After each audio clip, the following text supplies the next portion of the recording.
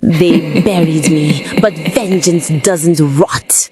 Even the grave couldn't silence my anger. Your generations shall feel my wrath. They said every child is a blessing, but what happens when the blessing comes from a soul that has been waiting, not for love, but for revenge? This story isn't just about adoption, it's about reconnection. A child reborn to finish what death could not. In a home that prayed for laughter, she returned with the memory of fire and betrayal, and when they brought her in, peace quietly walked out. This is the adopted child of shadows. Hold that thought.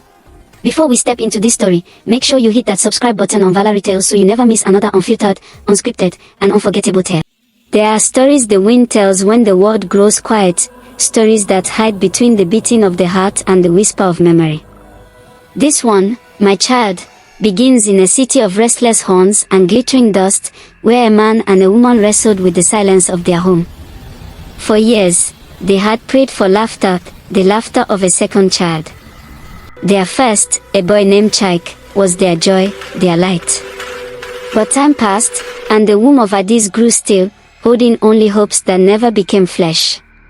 Each visit to the hospital ended in soft sighs and comforting lies from doctors who knew no remedy for fate. At first, they endured.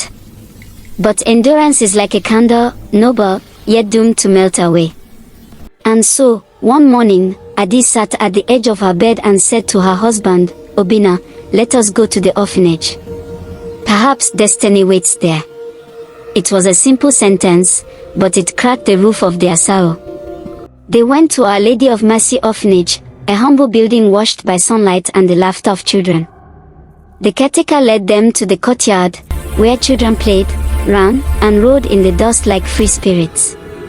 All except one, a little girl sitting quietly beneath a mango tree, her eyes fixed not on toys or playmates, but on a faded picture book whose words she seemed too young to read. Adi's heart turned immediately. There was something magnetic about the girl's calmness, a peace too mature for her small frame, and a sadness too old for her years. The caretaker said her name was Amora, and that she had been found as a baby at the edge of a farmland, wrapped in a faded cloth, as wide open as if she'd never slept. No one claimed her. No one came looking. So Adis and Obine took her home. And that was how joy returned, or so they thought. In the first months, the house was full of laughter again. Chak adored his new sister. Amora rarely cried, she never threw tantrums, never asked for much. She simply watched, quietly, as if she was always listening to something no one else could hear. But as the moon changed, so did fortune. The first sign came like a soft cough in the air. Adis lost her job. The company where she worked closed unexpectedly after an embezzlement scandal. Soon after, Obina's own business collapsed. Clients stopped calling, partners vanished like mist. It was as though something unseen had placed a hand over their blessings. Then came the quarrels. The house, once filled with peace, grew heavy with arguments. Adis and Obina found fault in every word, every silence. Chek became sickly, his laughter thinning out until it became a memory. Only Amora remained calm, always watching, always quiet, her dark eyes following everything yet revealing nothing. One night, when the quarrels had turned to tears, Adis whispered, "Maybe we offended God. Maybe this child is a test." They prayed. But the heavens remained sealed. When their savings ran dry, and the city swallowed them in hardship, they had no choice. They packed what little they owned and returned to Obina's ancestral village, Imuse Ani, a quiet land between rivers and hills, where the air smelled of old rain and ancestors. The villagers welcomed them with cautious smiles. Obina's aged mother, Mama Uzoamoko, was relieved to see them. Yet, on the night they arrived, she stood before Amora and frowned slightly, the kind of frown that hides fear behind politeness. "Whose child is this?" she asked softly. "Our adopted daughter," Adis replied. Mama Uzomoko said nothing more, but that night, she prayed longer than usual. Days passed, and Chaik's illness worsened. The local nurse could not find the cause. He grew pale and weak, his body trembling at night as if cold water ran through his veins. One morning, desperate and weeping, Mama Uzomoko went to the chief priest, the spiritual custodian of the village shrines. The man was old, blind in one eye, and spoke like thunder wrapped in smoke. He listened to her tale, nodded slowly, and said, "Tell your son and his wife to come. All of them. Even the children. The spirits must count every soul before they speak." So the next day, Obina, Adis, Chaik, and Amora made their way to the shrine. It was deep in the forest, surrounded by ancient trees that hummed when the wind passed through them. But as they prepared to leave, Amora told Adis that she needed to fetch water from the stream nearby. "She will meet us there," Adis said, unaware that her words carried the weight of fate. When they reached the shrine, the air was thick with incense and silence. The chief priest sat cross-legged beside a burning pot of herbs.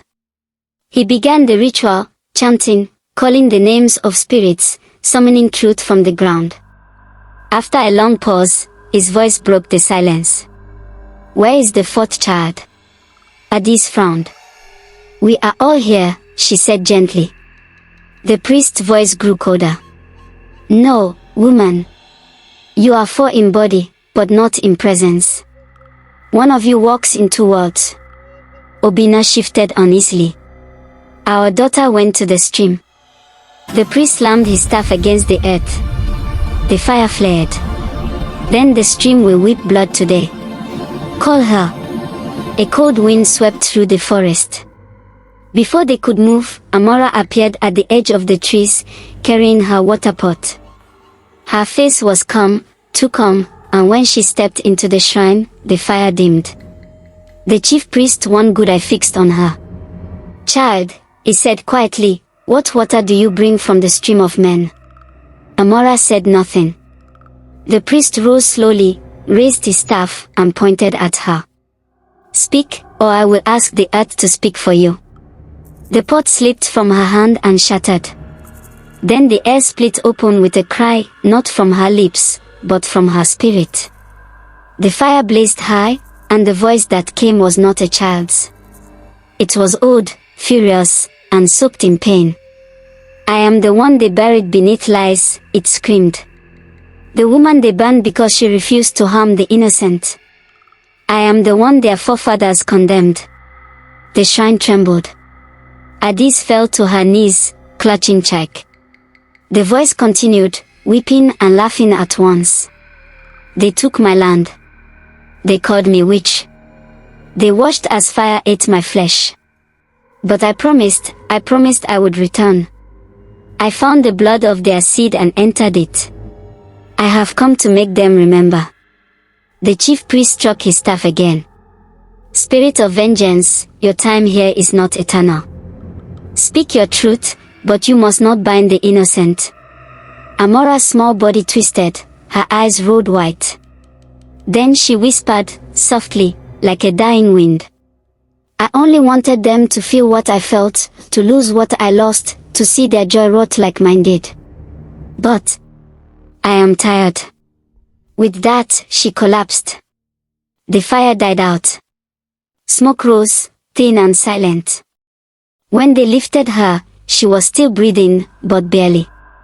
The priest poured oil on her forehead and said, "The cycle ends here. The child was but a vessel. The sin has been seen.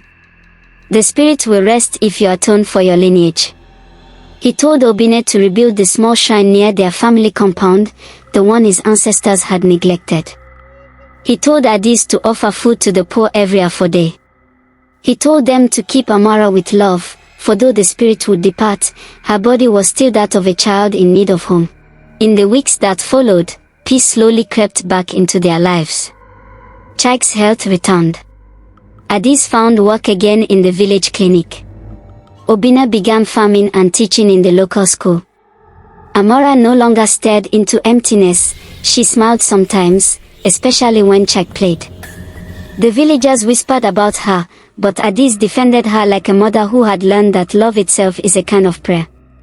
Yet, sometimes, at night, when the moonlight fell on the compound, Addis would see Amora sitting quietly outside, tracing patterns in the dust with her fingers. When asked what she was doing, the girl would simply say, "I'm writing names I don't remember." And Addis would hug her tight, whispering, "You are safe now." But the wind, passing through the trees, often carried a soft echo, laughter, distant and hollow, as if an old soul was watching from the shadows, neither angry nor content, simply remembering. Moral lessons. The sins of the past echo through generations until truth is faced and atonement is made. Not every misfortune is a curse, but every curse begins from a heart that was wronged. Love does not end pain, but it can quiet the spirits of those who still weep through time. Every adopted child, every found soul, carries a story, sometimes older than the world itself. The living must respect the forgotten dead, for peace is a fragile bridge built between both worlds. The tale ends here, but its echo lingers. For in every family lies a secret. And in every child, a mystery waiting to be named.